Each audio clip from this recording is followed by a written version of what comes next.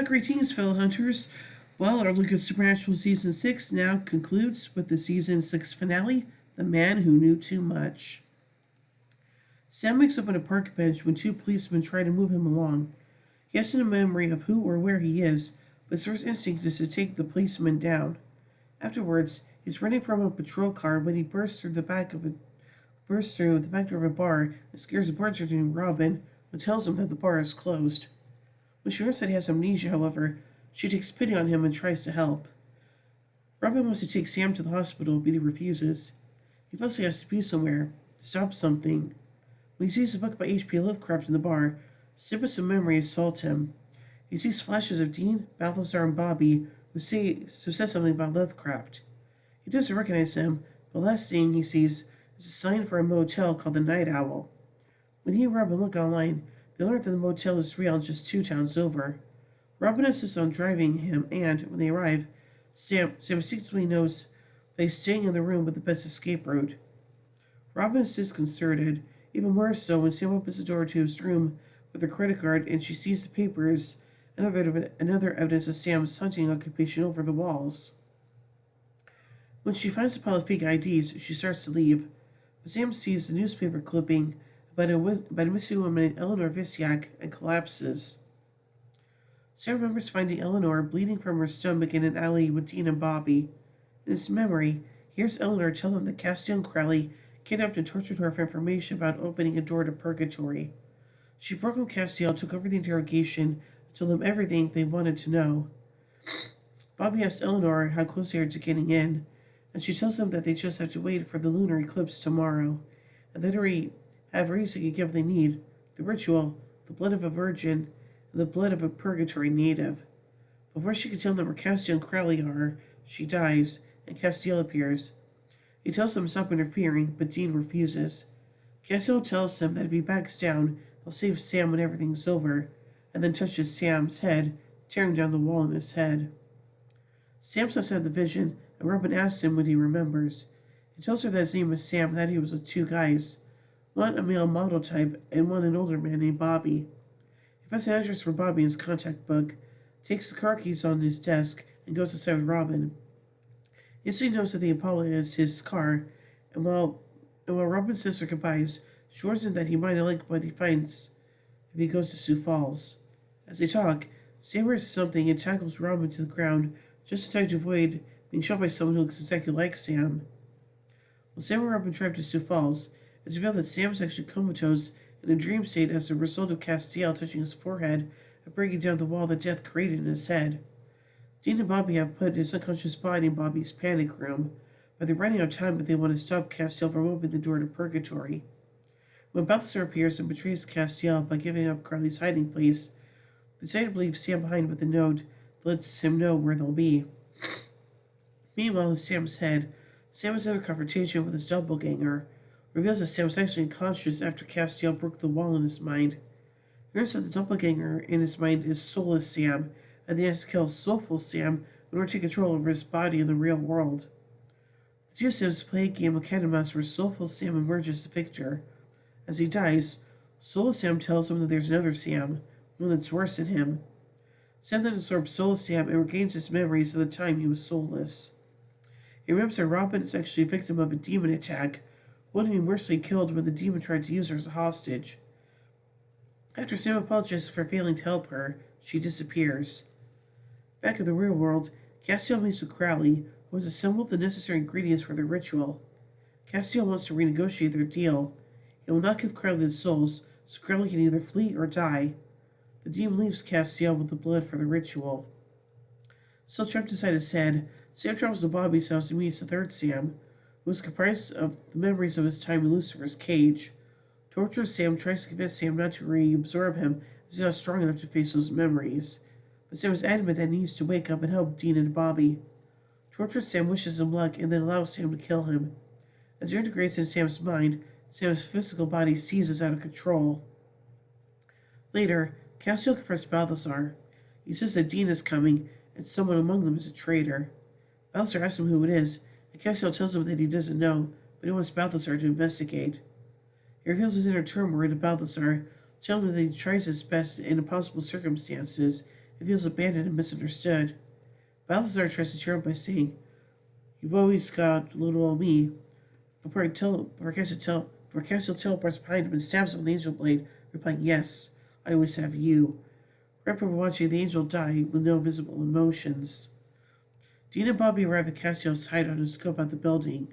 It's full of angels, but before they can try to infiltrate it, they're hit by a gigantic cloud of demons that flips the Impala with them inside it. Cassiel's preparing the ritual when the cloud of demons descends around the building and Crowley appears. Cassiel tries to smite him, but it fails because Crowley has a new partner, Raphael. Cassiel's surprised at the partnership because of their differing goals, but both Crowley and Raphael seem to think they have taken the best course available. They demand the blood. Castiel throws on the jar of blood and leaves. Outside, Sam surveys the flipped and empty Impala, and has a flash of memory from Lucifer's cage that continues to approach the building. Crowley conducts the ritual, though Bobby and Dean try to interrupt, he completes it. Nothing happens, and Castiel reappears. Crowley realizes that he switched to blood and conducted his own ritual. Castiel displays his new power briefly in a flash of energy, and tells them that they can't imagine what it's like to be filled with the power of millions upon millions of souls. Crowley immediately beats a hasty retreat, but Raphael is unable to. As Castiel taunts the now terrified, Raphael begs for mercy, asking why Castiel allowed Crowley, a demon, to escape but not his own brother. Castiel answers that he has plans for Crowley, but none for Raphael. Castiel then snaps his fingers, blowing Raphael, much like how Lucifer once did Castiel himself. He turns to Dean and Bobby. He was right, he says, and didn't save them. Dean nervously agrees. That's just that Castiel should have returned the souls and disarm himself. Castiel says he has Raphael's followers to deal with. Dean is worried that Castiel's power is affecting his mind and that he could kill us all. He reminds Castiel that he has family and tells him that he doesn't want to lose him. Castiel says that he has no family anymore. He will not give up the souls. Suddenly, Sam stabs him from behind with an angel blade, but nothing happens. Castiel greets him, and says the sword will not work because he is not an angel anymore.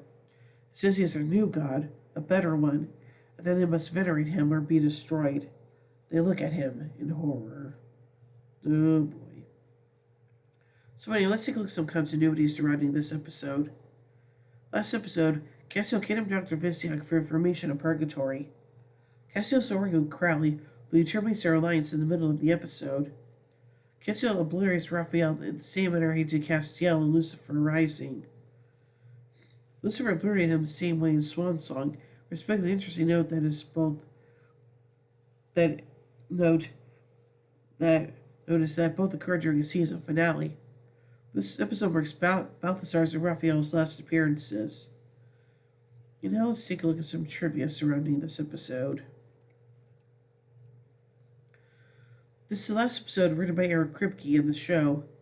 Jared Bucky states that the finale focuses more on Sam, while the previous episode focused more on Dean. This episode was filmed before any news of a Season 7 renewal, yet the writers still have to cliffhanger at the end due to the optimism of many fans on the show's renewal. The episode refers to the movie The Man Who Knew Too Much, involving Balthazar's role. The episode's title may refer explicitly to the actions of Balthazar, Sam, and Castiel throughout the episode. This last episode, Misha Collins as the main cast member till Season 9. He returned as a special guest star in Season 7 and Season 8.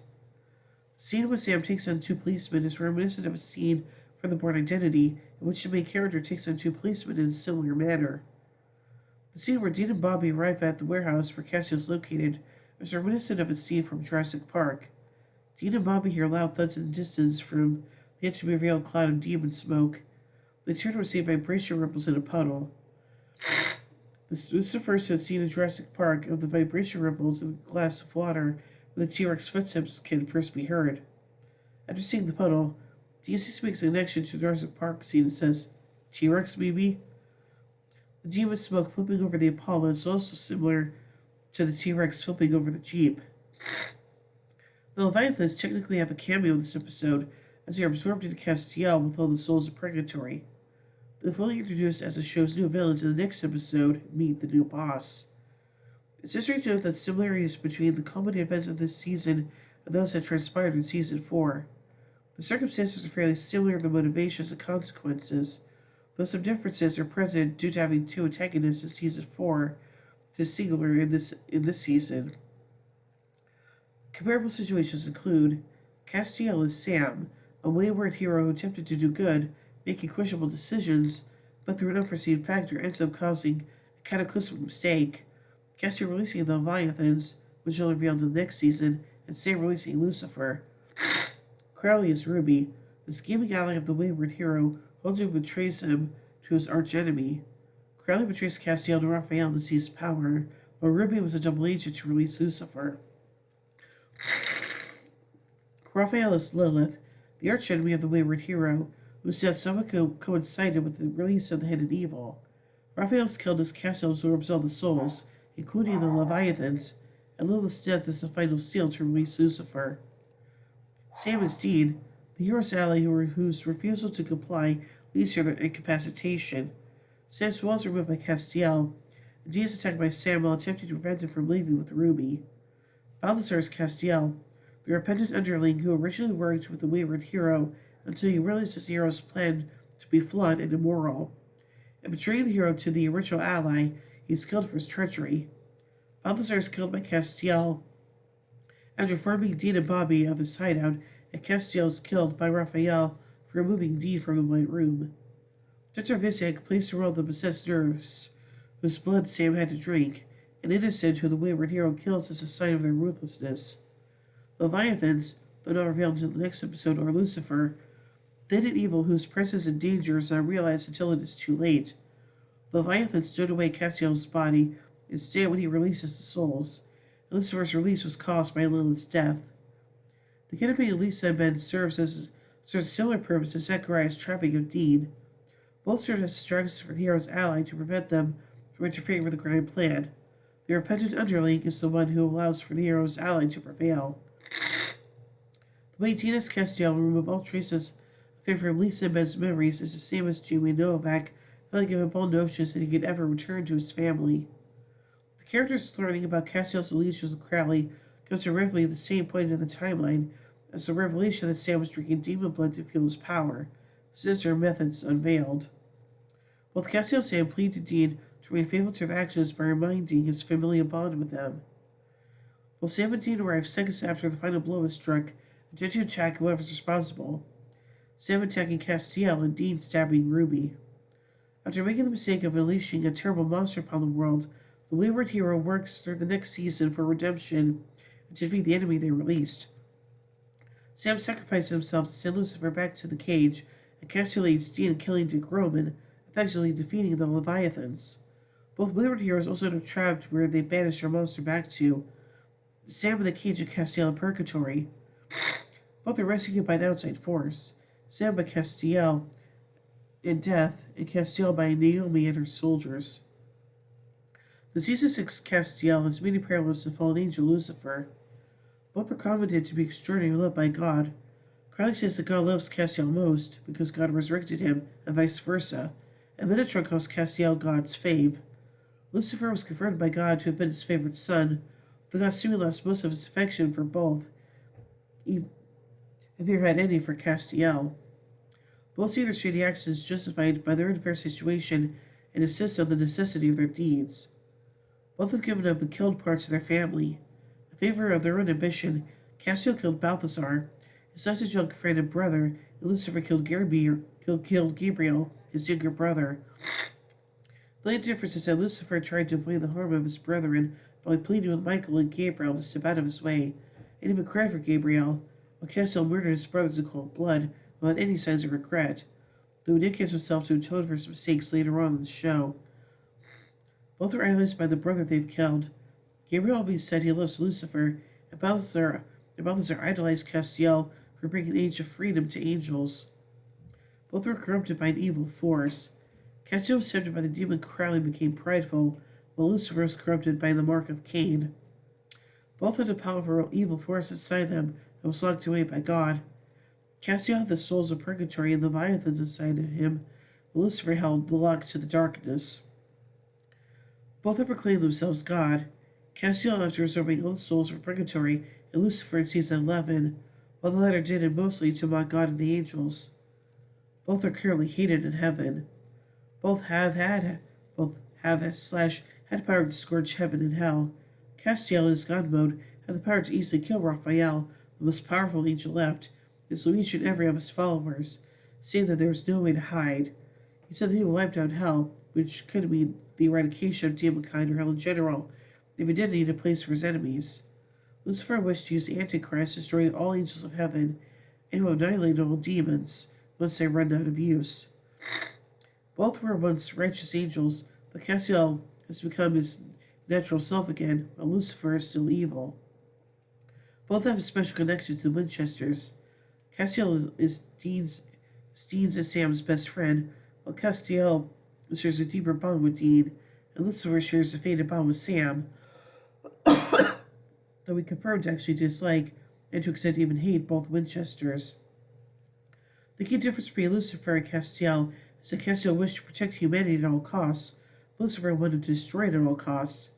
Castiel takes all the blame for his deeds in the future, while Lucifer refuses to accept any blame. Castiel served all souls in purgatory, all the monsters Sam and Dean killed up to this point, Leviathans, the Alphas, and Eve in this episode.